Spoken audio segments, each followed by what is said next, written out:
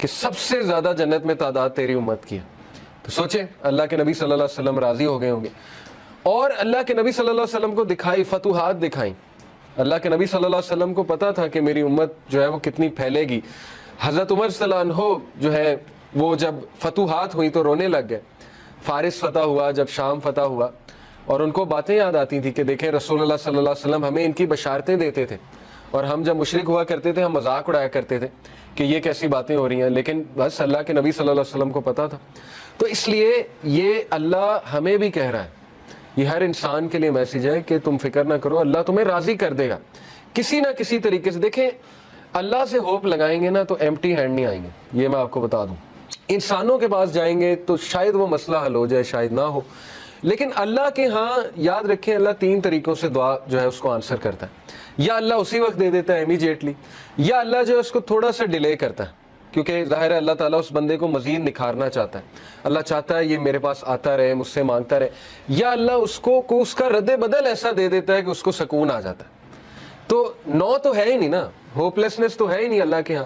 اس لیے یہ شیطان ہوپلیس کرتا ہے بندے کو آ کے کہ جی تجھے تو یہ ملا ہی نہیں, پتہ نہیں اس کے بدلے اللہ نے کیا دینا ہے, پتہ نہیں اس کے پیچھے اللہ کی کیا حکمت ہے وغیرہ وغیرہ. یہ تو انسان نہیں سمجھ سکتا. اس لیے ٹرسٹ اللہ. یہ کیوں اللہ تعالیٰ یہ باتیں ہمیں بتا رہا ہے کہ اس کے وزڈم پہ ٹرسٹ کرو, اس پہ کبھی شک نہ کرو, کبھی اس کے بارے میں نیگیٹو نہ ہو.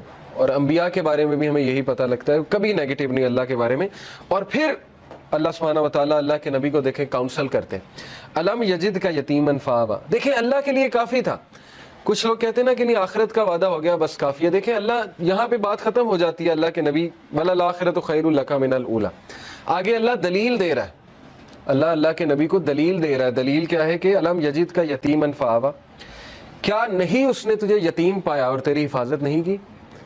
دیکھ لیں اللہ کے نبی صلی اللہ علیہ وسلم کو اکیلا چھوڑا اللہ نے کبھی. ایسے مطلب سوچیں مشرک تھے ابو طالب, لیکن اس کے باوجود کوٹ کوٹ کے دل میں محبت بھری ہوئی تھی اپنے بھتیجے کے لیے, اور جان دینے کے لیے تیار تھے اپنے بھتیجے کے لیے. اتنے لوئل تھے کہ شیبہ ابی طالب میں پورے بنو ہاشم کو کہتے ہیں ہم چلے جائیں گے. مطلب اس کی خاطر اسلام قبول نہیں کیا, لیکن محبت اتنی تھی کہ بس اس کی خاطر ہم وہاں بھی چلے جائیں گے. پھر دیکھیں عبد المطلب نے پہلے حفاظت کی, اس کے بعد ابو طالب نے حفاظت کی, اس کے بعد حضرت ختیجہ جیسی وائف دے دی, ٹھیک ہے نا, سپورٹ کے لیے.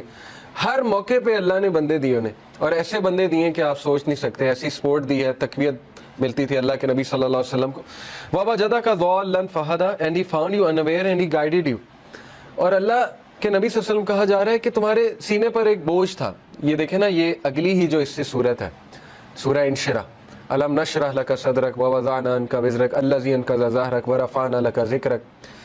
اللہ کے نبی کو یہ کہا جا رہا ہے نا, اللہ کے نبی کیا ہم نے تمہارا سینہ جو ہے وہ کھول نہیں دیا, اور تمہارے اوپر جو بوجھ تھا ہم نے وہ ہٹا نہیں دیا. وہ بوجھ کیا تھا؟ اللہ کے نبی اپنے لوگوں کے بارے میں پریشان ہوتے تھے, سوچتے تھے ان کا کیا بنے گا, لیکن ان کے پاس کوئی میکینزم نہیں تھا. کہاں سے شروع کروں, کیسے ٹھیک کروں, حالات کیسے ٹھیک ہوں گے. یہ سوال اتنا امپورٹنٹ سوال ہے نا آپ کی زندگی میں کہ میں کہاں سے شروع کروں. ہر ایک کو یہ ہوتا ہے میں کہاں سے شروع کروں. تو اللہ تعالیٰ کہہ رہا ہے کہ کیا اللہ نے تمہاری یہ پرابلم حل نہیں کر دی؟ تم انویئر تھے, تم سوچتے تھے کہاں سے شروع کیا جائے, تو دیکھو اللہ نے پورا میکینزم تمہیں بھیج دیا, اور تمہیں وہ ذمہ داری دے دی ہے کہ تم اب دوسروں کے لیے ہوپ ہو, اور تم دوسروں کے لیے ایک میسنجر ہو, اور تم دوسروں کے لیے ایک جو ہے وہ لائٹ ہو. تو اس لیے یہ ہمیں بھی میسج ہے کہ ہوپ لیس نہیں ہونا ہے کسی بھی اسٹیٹ میں, کسی بھی کنڈیشن میں.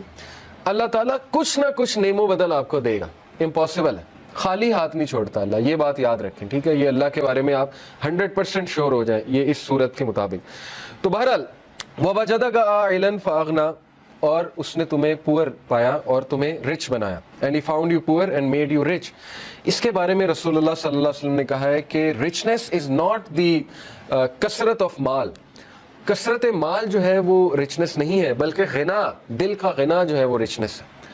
دل راضی ہونا چاہیے. تو دیکھیں جو میکانزم دیا اللہ کے نبی کو, اس سے ایک تو اللہ نے ان کو رچنس آف دی ہارٹ دی, رچنس آف دا سول دی, ذکر دیا, بتایا مجھے کیسے پکارو. اور دیکھیں اللہ کے نبی کے تھرو ہمیں اللہ نے کیا کیا دیا. آپ کو کوئی لرن کرنے کی ضرورت نہیں, خود سے دعا. اللہ کے نبی کی دعائیں موجود ہیں, ان دعاؤں پہ کبھی غور کریں, ان کے الفاظ پہ کبھی غور کریں. اللہ تعالیٰ نے نبیوں کی دعائیں آپ کو بتا دی ہیں کہ کس طرح سے انہوں نے پکارا, کس طرح سے ندا لگائی. اللہ نے اپنے ایٹریبیوٹس بتا دیا آپ کو, یا حی یا قیوم. کبھی آپ صرف اس میں ہی سوچ لینا کہ ایک ہندو کے ساتھ اپنے آپ کو کمپیئر کر لیں, ایک ایسے انسان کے ساتھ جس کے پاس اللہ کا صحیح کانسیپٹ نہیں ہے، تو آپ سوچ لیں آپ کتنے لکی ہیں۔ وہ بتوں کے آگے جھکتا ہے، اسے اللہ کا تعارف ہی نہیں ہے، اسے پتہ ہی نہیں اللہ ہے کون، اور نہ اسے اللہ کو پکارنا آتا ہے، اور سوچیں کہ وہ کتنا زیادہ ایکسپلائٹ ہو رہا ہے تھرو آؤٹ دی لائف۔ تو سوچیں اللہ کی کتنی بڑی نعمت ہے کہ اللہ تعالیٰ نے ہمیں غنی کر دیا، اپنا تعارف کرا کے غنی کر دیا، ہمیں اسلام کا نالج دے کے غنی کر دیا، قرآن ہم پہ نازل کر کے ہمیں غنی کر دیا۔ فَأَمَّا الْيَتِيمَ فَلَا تَقْهَرْ، یہ اس کا آخری پیسیج ہے، ابھی ہم لیسن اخذ کرتے ہیں۔ Therefore treat not the orphan with oppression، بہت پاورفل ٹپ ہے اور یہ بڑا زبردست لیسن ہے سورہ زحا میں، کہ جب تم خود پین میں ہو نا تو اس پین کو تم ریلیف کیسے کرو گے؟ یہ سائنٹیفکلی پروون ہے، دوسروں کی پین آسان کر کے۔ یہ ہے سب سے بڑی بات، یہ ہے جو بندہ خود پین میں ہوتا ہے نا وہ پھر دوسروں کی بڑی زبردست مدد کرتا ہے۔ اسی لیے اللہ کے نبی صلی اللہ علیہ وسلم چونکہ خود اس غم سے گزرے ہوئے، یتیم تھے اللہ کے نبی صلی اللہ علیہ وسلم، تو اس لیے اللہ کہہ رہے ہیں فَأَمَّا الْيَتِيمَ فَلَا تَقْهَرْ، اے نبی اس لیے آرفن کو ٹریٹ اچھا کرو، آپریشن کے ساتھ ٹریٹ۔ یہ نہیں کہ اللہ کے نبی کرتے تھے، لیکن یہ کہ ان کے تھرو میسج دیا جا رہا ہے وَأَمَّا السَّائِلَ فَلَا تَنْهَرْ and repulse not the one who asks۔ اسی لیے اللہ کے نبی سے جب بھی کوئی کچھ مانگتا تھا آج تک انکار نہیں کیا ہی نہیں کبھی انکار اللہ کے نبی صلی اللہ علیہ وسلم نے۔ تو میسج کیا دیا جا رہا ہے کہ اب چونکہ تمہارا دل نرم ہے غم سے اور تم نے خود وہ چیز دیکھی ہے، تو اس لیے اب دوسروں کے ساتھ بہت نرمی برتاؤ۔ وَأَمَّا بِنِعْمَةِ رَبِّكَ فَحَدِّثْ and proclaim the grace of your Lord, اور اللہ تعالیٰ کی حمد بیان کرو۔ اب ہم ذرا لیسنس کی طرف آ جاتے ہیں۔ پہلے دو لیسن ہم نے نکالے کہ پہلے تین کہ اللہ کے نبی صلی اللہ علیہ وسلم ایون ان پہ غم آیا ہے، تو غم کوئی بری بات نہیں ہے، ٹھیک ہے نا، غم کو سزا نہ سمجھیں۔ بانو قدسیہ کہا کرتی تھی نا کہ غم کا الیکٹرک شاک، ان کا ایک بڑا زبردست اس پہ کالم ہے، غم کا الیکٹرک شاک اس کا ٹائٹل تھا۔ انہوں نے کہا کہ غم جو ہے یہ تو روحانیت کی سیڑھی ہے، اور غم اس روحانیت کی سیڑھی پہ چڑھ کے انسان کا جو ہے وہ دل نرم ہوتا ہے، پھر وہ دوسروں کا غم فیل کرتا ہے اور پھر وہ دوسروں کے لیے کچھ کرتا ہے۔ ادروائز تو انسان مزے میں ہے نا، اس کو کچھ آ ہی نہیں رہا، تو پھر نہ اس سے کوئی کام ہوگا نہ وہ اللہ کے لیے کچھ کرے گا۔ جیسے میں اکثر مثال دیتا ہوں، دیکھیں عمران خان صاحب کی والدہ کو غم، اگر وہ غم نہ آتا کینسر والا، تو شوکت خانم تو آج نہ ہوتا نا۔ کتنے لوگ مستفید ہو رہے ہیں شوکت خانم سے، تو ایک غم نے دیکھیں انہیں کیا کرنے میں مجبور کر دیا۔ اسی طرح کئی لوگوں کی آپ سٹوریز پڑھیں گے کہ ایک غم نے ان کو پتہ نہیں کتنا بڑا جو ہے وہ عظیم ایک لیڈر بنا دیا یا ایک بہت بڑا فلنتھروپسٹ بنا دیا، کیونکہ وہ اس غم سے گزرے تھے۔ تو اس لیے اللہ کے نبی صلی اللہ علیہ وسلم کو بھی غم آیا، نبیوں کو بھی غم آیا ہے، لیکن یہ کہ دوسرا لیسن یہ ہے کہ ہر اندھیر کے بعد صبح ہے۔ کوئی بھی سچویشن مکمل اندھیری نہیں ہوتی ہے۔ ہاں مکمل اندھیری تب ہے جب آپ انسانوں پہ رلائے کر رہے ہیں، پھر مکمل اندھیر ہے، کیونکہ انسان نہیں دے سکتا۔ اللہ تعالیٰ نے قرآن مجید میں کہا کہ جو مانگنے والا ہے وہ بھی ضعیف ہے اور جس سے مانگا جا رہا ہے وہ بھی ضعیف ہے۔ ضعف الطالب والمطلوب، آئی تھنک یہ آیت ہے۔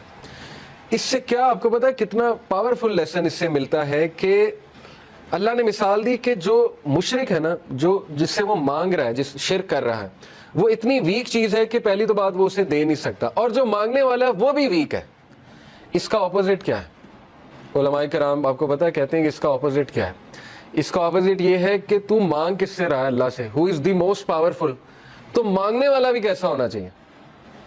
اگر وہاں تھا کہ مانگنے والا ضعیف ہے اور جس سے مانگا جا رہا ہے وہ بھی ضعیف ہے، تو یہاں کیا ہونا چاہیے کہ مانگنے والا وہ بھی پاورفل ہونا چاہیے اور جس سے مانگا جا رہا ہے وہ تو ہے ہی۔ تو اس لیے اللہ سے ایسے ویسے نہیں مانگنا، اللہ تعالیٰ سے جب مانگنا ہے تو تگڑا بن کے مانگنا ہے، اتنا توکل، اتنا بلیف ہونا چاہیے۔ یہی تو مومن کی مثال ہے۔ مشرک کی مثال کیوں اللہ نے کہا ضعیف ہے مانگنے والا؟ کیونکہ اس کے ہارٹ میں ڈاؤٹس ہیں، اس کو مانگنا ہی نہیں آ رہا ہے، اس کو پتہ ہی نہیں ہے میں نے مانگنا کیسے۔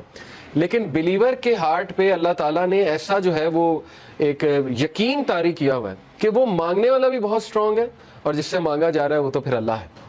تو یہ بات آپ ہمیشہ یاد رکھیں، ٹھیک ہے؟ کبھی بھی ڈاؤٹ نہیں کرنا اللہ کو، اور پھر تگڑا بن کے مانگنا ہے۔ اللہ سے جب مانگتے ہیں تو پھر 100% ہوپ کے ساتھ مانگتے ہیں۔ یہ دعا کے آداب میں شامل ہے۔ اللہ کے نبی صلی اللہ علیہ وسلم نے فرمایا تمہاری دعا تب تک قبول ہوتی رہے گی جب تک تم یقین سے مانگو گے۔ جیسے اس میں تھوڑا سا ڈاؤٹ آ گیا، جیسے اس میں یہ بات آ گئی کہ پتہ نہیں اللہ کرے گا نہیں کرے گا، تو وہ دعا پھر فالٹی دعا ہے، اس میں پھر کمی ہے، اس دعا میں اس میں پھر بہت زیادہ یقین آنے کی ضرورت ہے۔ تو اس لیے ان چیزوں پہ ورک کرنا چاہیے۔ دیکھیں ویلیو ایڈڈ چیزیں یہی ہے کہ اپنا یقین بڑھاؤ، اپنا توکل بڑھاؤ، ٹھیک ہے؟ تو بہرحال یہ ہمارا دوسرا لیسن تھا کہ ہر اندھیر کے بعد جو ہے وہ روشنی آئے گی ہی آئے گی۔ اور پھر تیسرا لیسن یہ کہ اللہ کے نبی کو اللہ سبحانہ و تعالیٰ یہ دلاسا دے رہے ہیں، یہ تسلی دے رہے ہیں کہ تمہارے لیے جو آنے والی جو دنیا کی زندگی ہے، آنے والی جو زندگی ہے وہ اس سے بھی بہتر ہے.